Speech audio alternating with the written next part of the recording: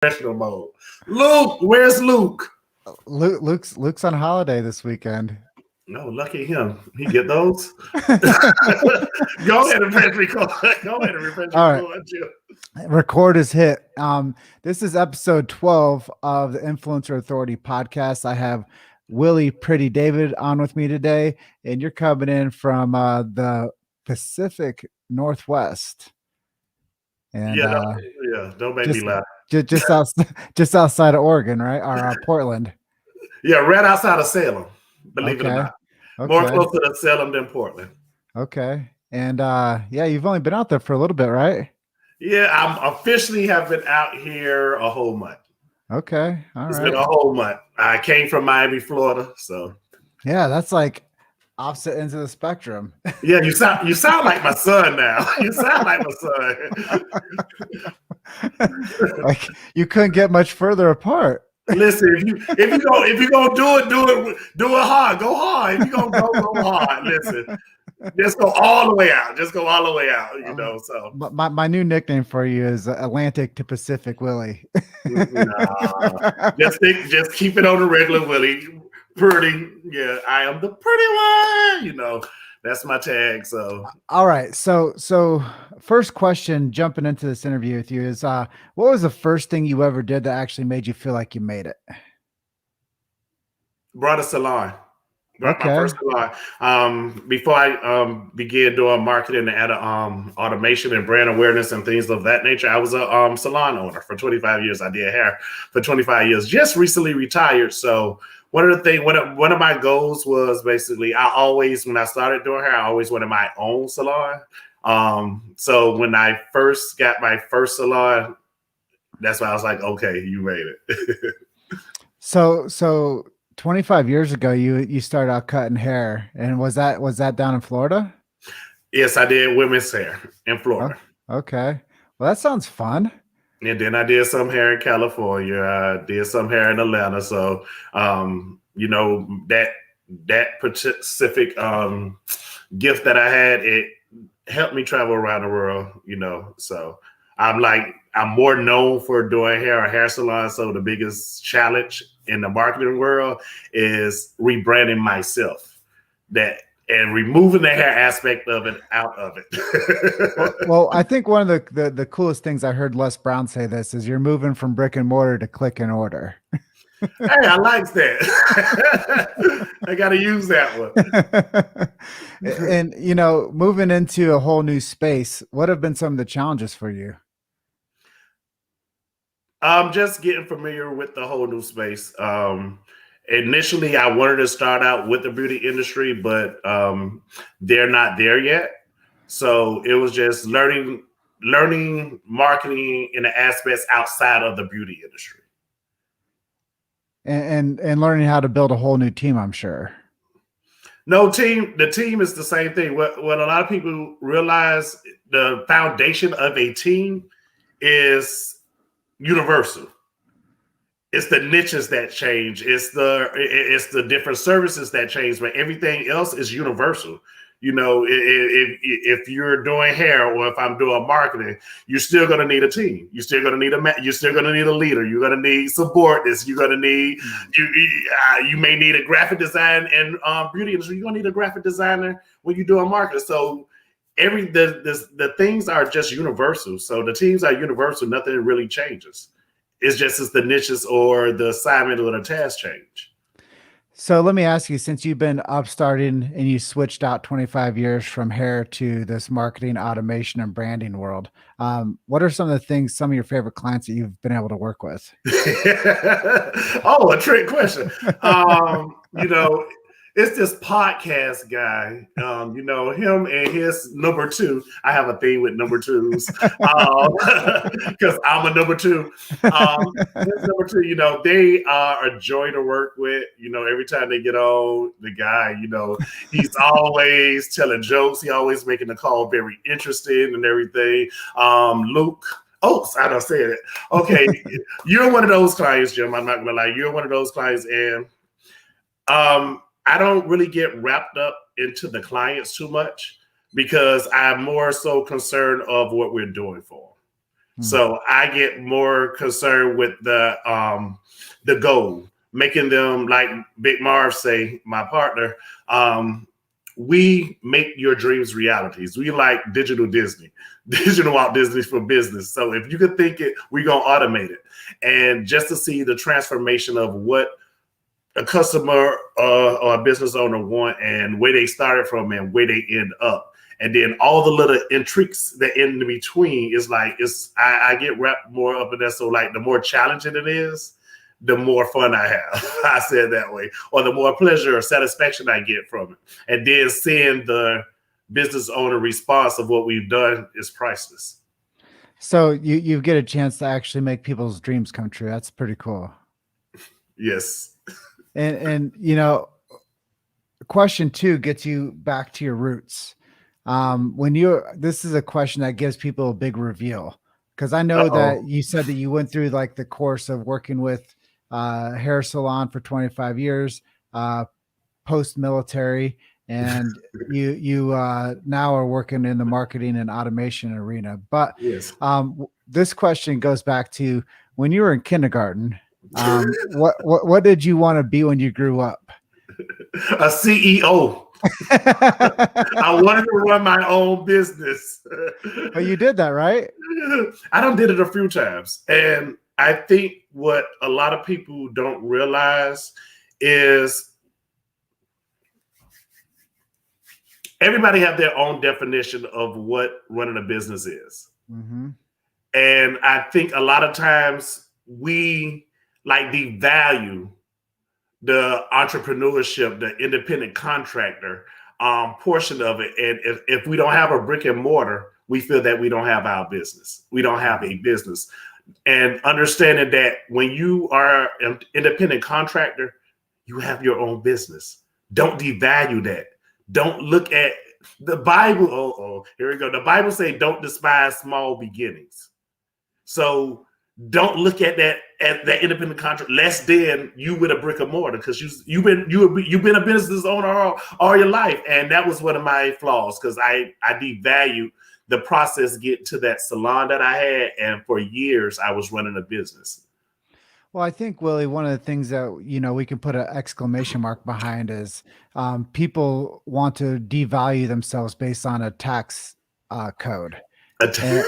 Yeah, they do. And a tax bracket. If I'm not in this tax bracket, then if I'm not in the 1%, I ain't made it. And I don't want businesses, and I don't want future entrepreneurs to think like that. Well, it was about 4 years ago. I was at this big chiropractic seminar, and one of the people there, we've interviewed her since then, but she was like, "What do you do for joy?" I'm like, my life is joy. I don't know. and she's like, well, I don't know if you're having enough fun.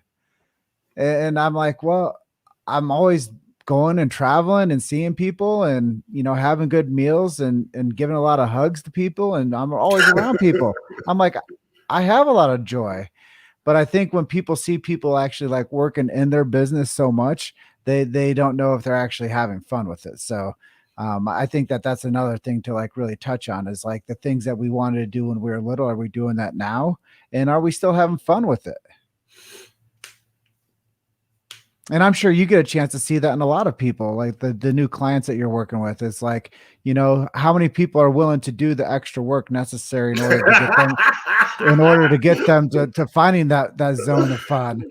Which is a point, but it's funny that we just had that conversation last night. But it is. But with what me and Big Marv from Big Marv Automation, the Automation King, what we found to realize is that like our target audience is the people that want to get it out their hands so they can do other things. So that's like one of our major things. So we take the burden off of you so you can do the things that matter to you most.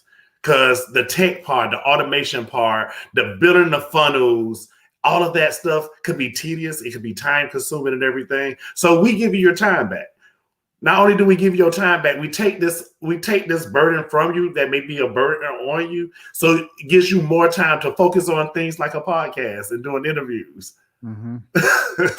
But yeah, I think that that's really important for people to see, like the threshold of what is possible if you have the right people supporting you. And, you see the guy out there that hits a home run, but you don't realize the amount of times that his parents took him back and forth to practice.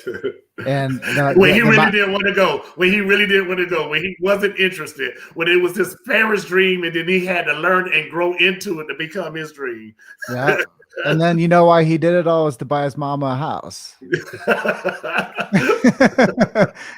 and now that guy's hitting a home run and making the all-star team, but people don't realize the coaches that did that, like that halftime talk to that guy that supported him, that took the extra time out tutoring him to make sure that he was getting a proper balance of education and not just dependent on the sport. The community that helped him. The community that sheltered him and kept him out of trouble and seen what he was getting wrong, beat him and told him to go back home. All of that, yes. Yeah, people always see like the headline with like the sports write-up about the guy that hit the game-winning home run, but there's a lot of times when, grandmom, made the sacrifice to make sure that the glove was bought for Christmas. You only see the glory, but you don't know the story.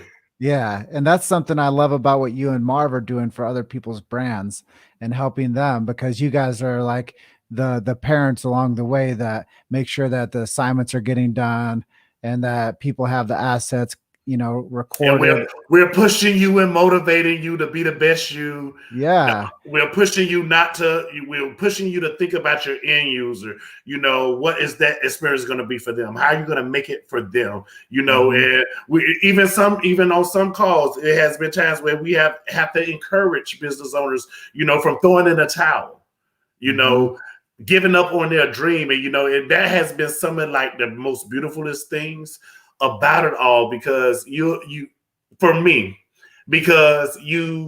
you're on the outside looking in, like you say, you only see the glory.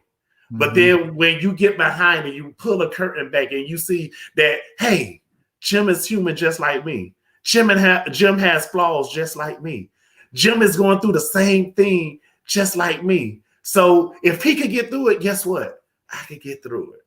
Mm-hmm.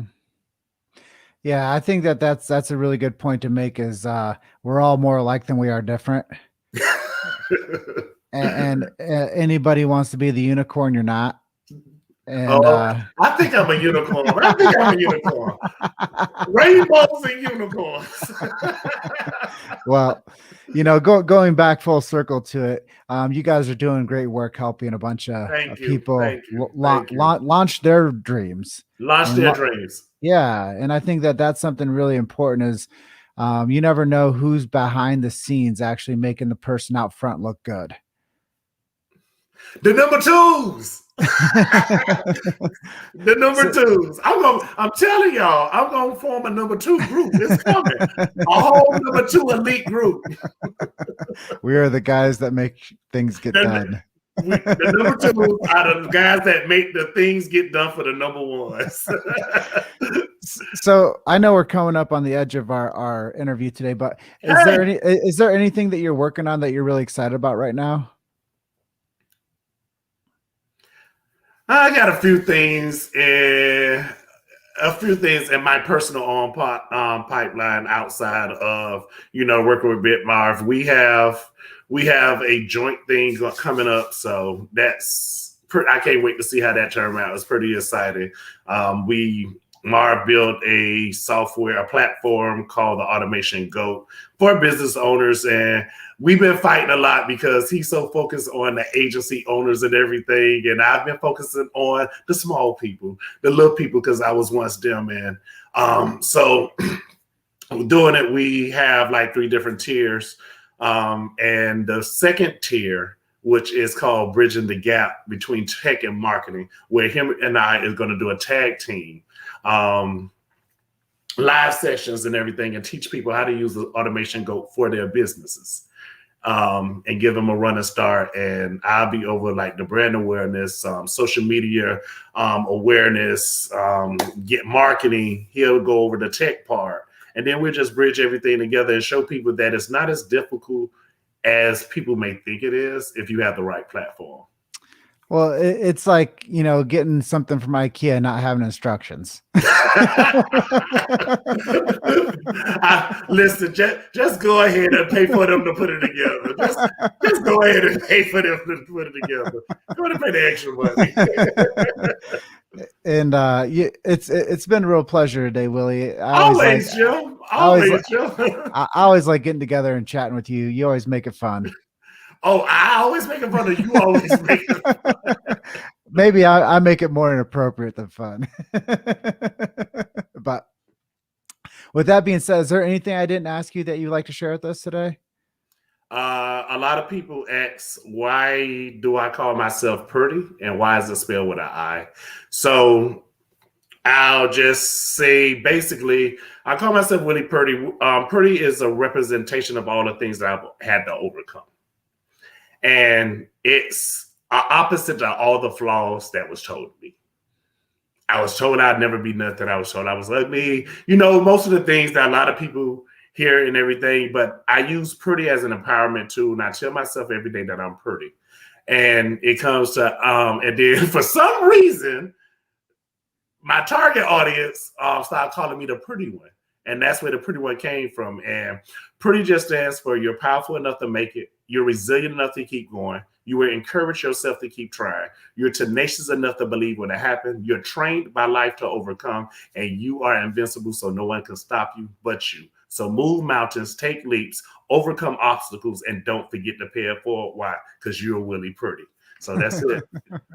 Well, that's amazing, man. I'm really happy that you're able to share that with our audience today. And this is episode 12 of the Influencer Authority podcast. We have Willie Pretti David signing off. I'll let you get back to doing what you're doing. And thank you. Love and appreciate you, my friend. And we'll talk soon. Okay? Jim. All right, Jim. All right. See you. See you.